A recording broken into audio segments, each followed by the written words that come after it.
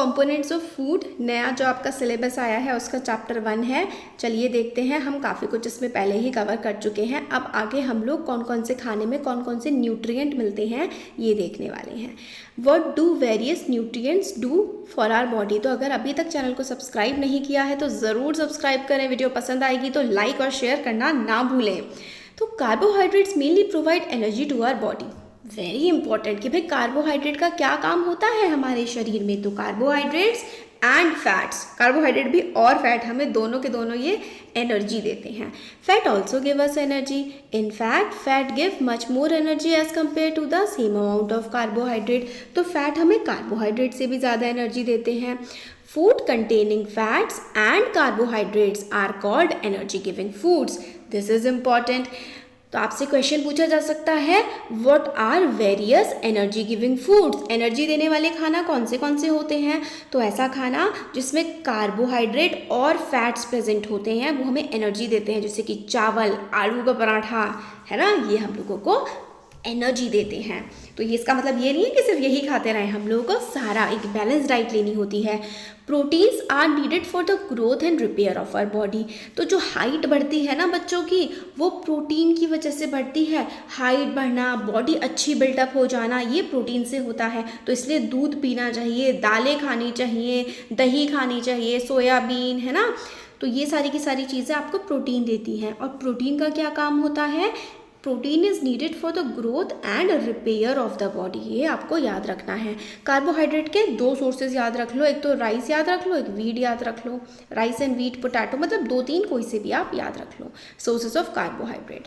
अब sources of fat, तो fat तो हमें किससे मिलता है, घी से मिलता है ना, नट्स से, मस्टर्ड ऑयल से। तो एनिमल सोर्सेज कौन कौन से हुए। एनिमल सोर्स जिससे हम लोगों को फैट मिलता है तो घी, मिल्क, बटर। और प्लांट सोर्स तो देखो sunflower oil, mustard oil, coconut oil, ये हमें प्लांट्स से मिलते हैं। तो दो अलग अलग टाइप के सोर्सेज हो गए ना फैट के, एक तो प्लांट सोर्स हो गया और एक एनिमल सोर्स हो गया। अब आगे देखो, यहाँ पे आपको बताया गया है सोर्सेज ऑफ प्रोटीन। तो प्लांट से मिलने वाले प्रोटीन कौन कौन से होते हैं। तो जो दालें होती हैं, सोयाबीन, पी, तूर की दाल, ये सब हमें प्लांट से मिलता है।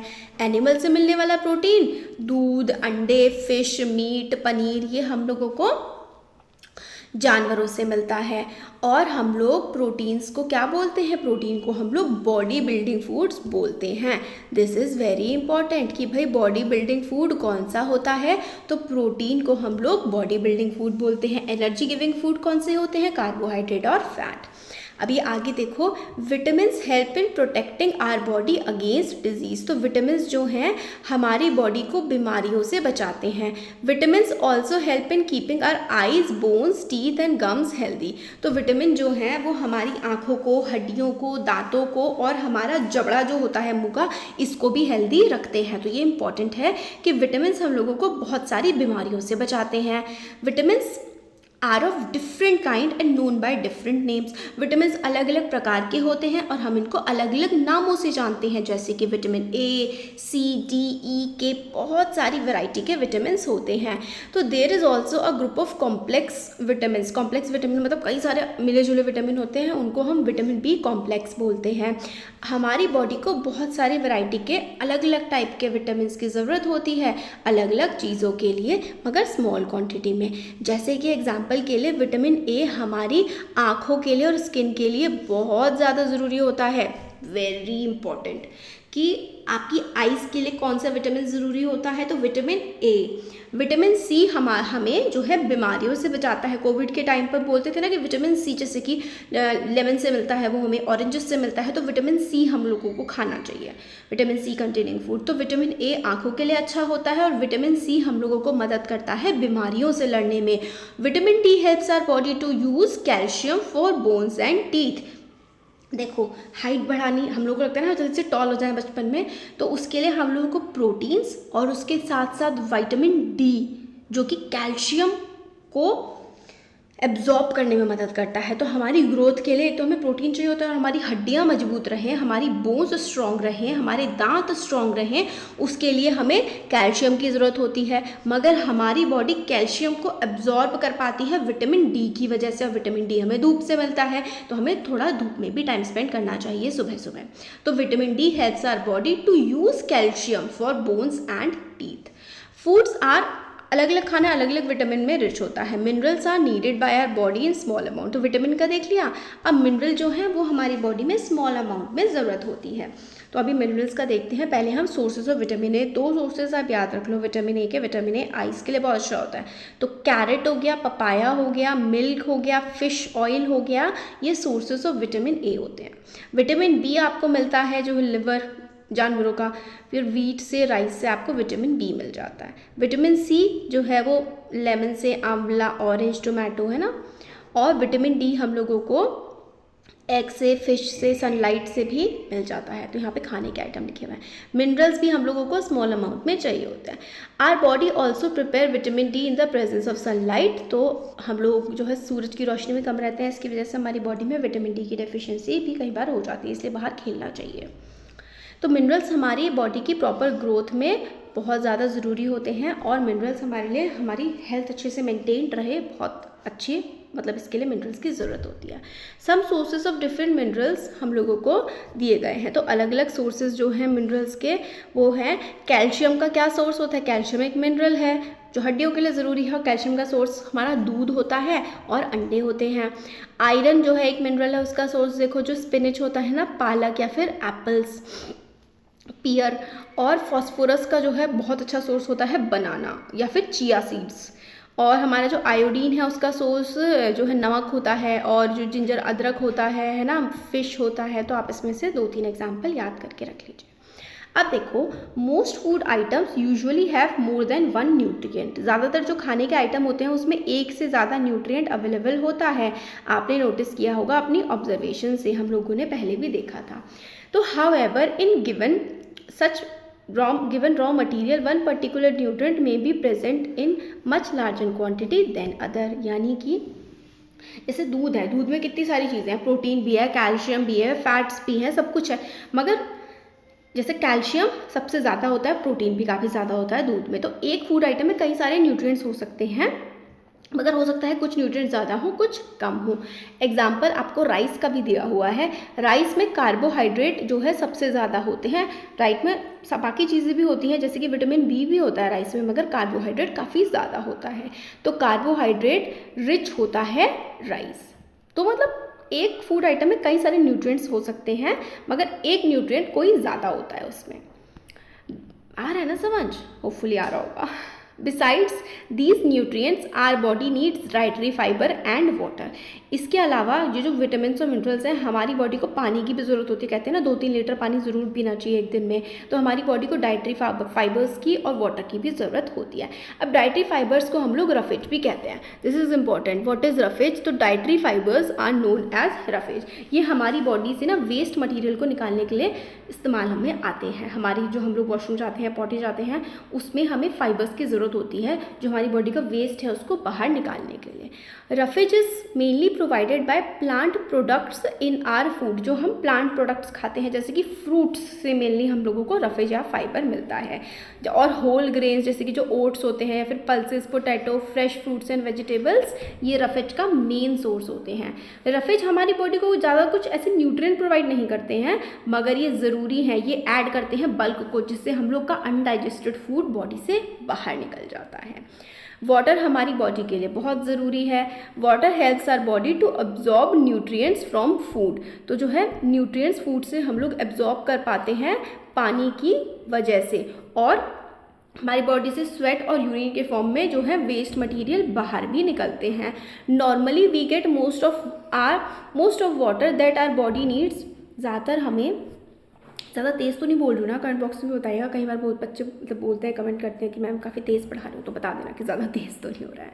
तो हम जो पानी पीते हैं वो हमारी बॉडी से न्यूट्रिएंट्स को एब्जॉर्ब करने में मदद करता है, और हमारी बॉडी से वेस्ट मटेरियल को भी निकालने में मदद करता है। टॉयलेट और पसीने के फॉर्म में। हम लोगों को पानी कहाँ से मिलता है? एक तो पानी की फॉर्म में, हम जो दूध पीते हैं, चाय पीते हैं, उससे भी पानी मिलता है। साथ ही साथ जो खाना होता है, हम जब खाना बनाते हैं उसमें भी तो हम पानी डालते हैं। इसके अलावा जो फ्रूट्स होते हैं, आपने देखा है ना संतरा कितना पानी होता है उसमें, तो इन सब चीज़ों से भी हम लोगों को वाटर मिलता है। अब एक्टिविटी 3 है कि एक टोमेटो लेना है, एक आपको लेमन लेना है, उसको बीच में से काटना है। आपके हाथ गीले हो जाते हैं ना, तो वेजिटेबल या फिर फ्रूट आप जब काटते हैं तो उसमें पानी निकलता है।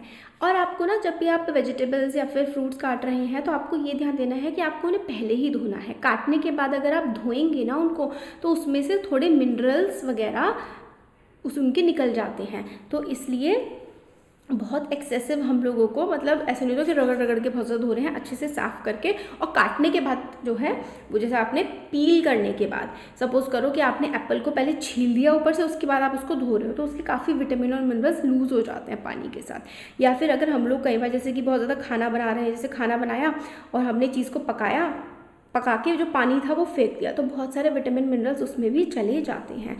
We see that many food materials themself contain water, ठीक है, तो उससे भी हमारी जो है वाटर की नीड्स पूरी हो जाती हैं। अब बैलेंस डाइट, तो ये सब चीज़ें जो हमने देखी ना, जैसे कि कार्बोहाइड्रेट्स, फैट्स, विटामिन, मिनरल्स, ये अगर हम लोग सही मात्रा में लेते रहें तो यही बैलेंस डाइट होती है। फूड हम लोग जो खाते हैं वो हमारी डाइट होती है। हमारी ग्रोथ के लिए, मेंटेनेंस के लिए, गुड हेल्थ के लिए हम लोगों को न्यूट्रिएंट्स की ज़रूरत होती है। तो diet should contain good amount of roughage and water, such diet is called balanced diet. तो बैलेंस डाइट में हमारे सारे जो है विटामिन, मिनरल्स, वाटर, रफेज, ये सब कुछ अगर आ जाए तो वो बैलेंस डाइट हो जाएगी। Carbohydrates, proteins, fats, vitamin, minerals, water, roughage, अगर हमारे खाने में ये सब है तो फिर हमारी डाइट बैलेंस डाइट है। अब देखो नेक्स्ट क्वेश्चन आ रहा है, do you think all people of all age need the same type of diet? तो क्या सभी लोगों को सेम टाइप ऑफ डाइट की ज़रूरत होती है? Think that what we need for a balance diet would depend on the amount of physical work that we do. तो हम क्या छोटे बच्चे को जितना खाना चाहिए उतना आपको चाहिए? तो देखो ऐसा नहीं होता है, अलग अलग एज में हम लोगों को अलग अलग चीज़ों की ज़्यादा ज़रूरत होती है। हम अगर ज़्यादा फिजिकल वर्क करते हैं तो हमें ज़्यादा डाइट की ज़रूरत होती है। तो आपको एक चार्ट प्रिपेयर करना है कि आप पूरे हफ्ते में क्या खा रहे हैं। चेक करिए कि जो न्यूट्रिएंट्स आप ले रहे हैं वो सारे के सारे आ रहे हैं ना, carbohydrate, fat, vitamin, mineral, protein वगैरह सब आ रहा है ना।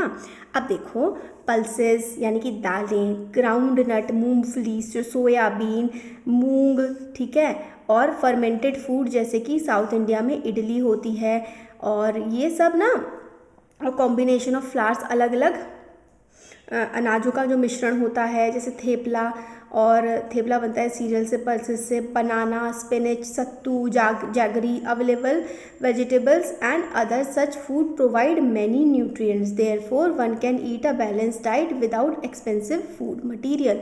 तो ये सब चीज़ें, जैसे बनाना है, बनाना में अपने आप में ही बहुत सारे न्यूट्रिएंट्स हमें देखने के लिए मिलते हैं। तो बिना बहुत ज़्यादा पैसा खर्च किए भी हम लोग बैलेंस डाइट ले सकते हैं, यहाँ पर बताया गया है। Eating right kind of food is not enough, it is also be cooked properly. सिर्फ सही खाना ही खाना नहीं, वो साफ़ भी होना चाहिए, अच्छे से पका भी होना चाहिए, so that its nutrient are not lost, मतलब न्यूट्रिएंट उसके ख़त्म ना हो जाए। Are you aware that some nutrient get lost in the process of cooking and preparation? क्या आपको पता है कि बहुत सारे न्यूट्रिएंट्स जो हैं वो खाना बनते बनते ही ख़त्म हो जाते हैं? जैसे कि विटामिन सी, अगर आप विटामिन सी कंटेनिंग फूड्स को गर्म कर देते हैं या फिर पका देते हैं तो विटामिन सी ख़त्म हो जाता है उसमें से काफ़ी ज़्यादा। If vegetables and fruits are washed after cutting और peeling them it may result in the loss of some vitamin C. मैंने आपको पहले ही बताया था। अगर आप जैसे कि छीलते हैं फ्रूट को, उसके बाद आप उसको बहुत ज़्यादा रगड़ रगड़ के धोएंगे तो उसमें से विटामिन मिनरल्स जा सकते हैं। अगर आप चावल को बार बार धोएंगे तो उसके भी काफ़ी सारे मिनरल्स रिमूव हो जाते हैं। और कई बार हम लोग क्या करते हैं कि बहुत ज़्यादा खाना बनाने के बाद उसका पानी फेंक देते हैं तो उससे भी बहुत सारे विटामिन मिनरल्स लूज़ हो जाते हैं। मैंने पहले ही बता दिया था आपको। Vitamin C gets easily destroyed by heating, है ना। तो हम लोगों को इसलिए कई बार कच्चा खाना भी खाना चाहिए, जैसे कि फल कच्चे खाते हैं ना हम लोग, रॉ ही खाते हैं फल, तो फल थोड़ा कोई पका के खाते हैं, बाकी सारी चीज़ें हम पका के खा रहे हैं, इसलिए हमें फ्रूट ज़रूर खाना चाहिए क्योंकि उसमें हमें रॉ मिनरल्स और विटामिन मिलते हैं। तो भोजू ने सोचा कि भाई ताकत मिलती है ना, तो मैं सिर्फ और सिर्फ ना कार्बोहाइड्रेट वाली चीज़ें खाऊंगा, जैसे कि मैं जो है सिर्फ़ और सिर्फ पकौड़े खाऊंगा, मैं तो समोसा पूरी खाऊंगा, मलाई रबड़ी खाऊंगा, पेठा खाऊंगा, क्योंकि इससे मुझे एनर्जी मिलती है। अब ये सब खाने से भुजू हो गया मोटा। तो सिर्फ एक ही मिनरल या विटामिन नहीं लेना होता है, या है ना, सारे लेने होते हैं। तो इसलिए अगर हम बहुत ही एक्सेसिवली हम खाना खाएंगे फैट या फिर कार्बोहाइड्रेट्स में रिच, तो हम हो जाएंगे मोटे, और मोटे होता है ओबीस हो जाना या ओबेसिटी हो जाना। तो it can be very harmful for us to eat too much of fat rich foods and we may end up suffering from a condition called obesity. तो मोटापे का शिकार हो सकते हैं अगर बहुत ज़्यादा फैट रिच फूड हम खाएंगे तो। अब डेफिशिएंसी डिसीज़, यानी कि देखो बैलेंस डाइट अगर हमने नहीं ली ना, तो कई बार कई सारी बीमारियाँ भी हो जाती हैं। तो खाना भी एनफ मिल रहा है, हो सकता है पेट भर के खाना खा रहे हों, मगर ये भी ऐसा भी पॉसिबल है कि वो बैलेंस डाइट ना हो। जैसे कि रोज़ समोसे बेल रहे हैं, रोज़ पिज्ज़े बेल रहे हैं, तो आपको बैलेंस डाइट नहीं मिल रही है, उसमें आपको कार्बोहाइड्रेट और फैट्स ज़्यादा मिल रहे हैं। इसलिए हमें बैलेंस डाइट लेने की ज़रूरत होती है, ताकि हम अपनी बॉडी को डेफिशिएंसी यानी कि अपनी बॉडी में कमियां होने से बचा सकें। तो deficiency of one or more nutrient can cause disease or disorder in our body. Disease that occur due to lack of nutrients over a long period are called deficiency disease. बहुत लंबे समय तक अगर हम कोई न्यूट्रिएंट ना लें तो फिर भाई हमारी बॉडी में उसकी कमी हो जाएगी और बीमारी हो सकती है। अगर कोई पर्सन है वो लंबे समय तक प्रोटीन नहीं ले रहा है, तो उसकी हाइट रुक सकती है वहीं पर, उसका फेस मोटा हो सकता है, उसके बाल सफ़ेद हो सकते हैं, उसको स्किन रिलेटेड बीमारियां और डायरिया हो सकता है। इसलिए प्रोटीन हमें खाना चाहिए। प्रोटीन हम लोगों को दूध से, दाल से, अंडों से, है ना, यहाँ से मिलता है। तो प्रोटीन रिच फूड हमें खाने चाहिए। अगर हमारी डाइट में कार्बोहाइड्रेट्स और प्रोटीन्स दोनों ही बहुत लंबे समय तक ना हो, तो वो इंसान बहुत ही पतला, वीक हो जाएगा और वो हिल भी नहीं पाएगा। तो हमारी बॉडी में प्रोटीन, कार्बोहाइड्रेट सबकी बहुत ज़रूरत होती है। अब डेफिशिएंसी डिसीजेस से आप बच कैसे सकते हैं बीमारियों से? तो हम सिंपल सा आंसर है, अगर हम लोग बैलेंस डाइट लेना तो हम सारी बीमारियों से इजीली बच सकते हैं। तो अगर आप बैलेंस डाइट लोगे तो सारी बीमारियों से आसानी से बच जाओगे। इस चैप्टर में हम लोगों ने यही देखा कि बैलेंस डाइट क्या होती है, बैलेंस डाइट कैसे लें और कैसे बीमारियों से बचें। तो हम अपने खाने में बैलेंस डाइट लेंगे तो हम बीमारियों से बचे रहेंगे। ये बहुत इंपॉर्टेंट है कि सम डिजीज़ या disorders caused by deficiency of vitamin and minerals. तो विटामिन और मिनरल की डेफिशिएंसी की वजह से कौन सी बीमारियां हो सकती हैं? तो विटामिन ए की कमी से आँखों में दिक्कत हो सकती है, पुअर विजन आ सकते हैं, रात में ना दिखे ऐसा हो सकता है। विटामिन B1 से बेरी की बीमारी होती है, इससे मसल हमारी वीक हो जाती हैं। और विटामिन C से स्कर्वी स्किन डिजीज़ हो सकती हैं। विटामिन D से रिकेट, जो ऐसे टेढ़े पाँव हो जाते हैं, पाँव कमज़ोर हो जाते हैं। कैल्शियम की वजह से, अगर कैल्शियम कम होगा तो हमारे दांत या हमारी हड्डियां ख़राब हो सकती हैं। आयोडीन की कमी से गोइटर, ऐसे गला जो है फूल जाता है, गोइटर की बीमारी हो सकती है। आयरन की कमी से एनीमिया हो जाता है और एनीमिया से वीकनेस, कमज़ोरी बॉडी में फील होती है। तो अब मैं इसके बाद ये जो कीवर्ड्स हैं इस चैप्टर के, इसके वीडियो लेकर के आऊँगी कि इनका क्या क्या मतलब है, और ये समरी का भी वीडियो मैं लेकर के आऊँगी और इसके क्वेश्चन आंसर्स का। वीडियो पसंद आया है तो ज़रूर लाइक करें, चैनल को सब्सक्राइब और शेयर करना ना भूलें। Thank you so much.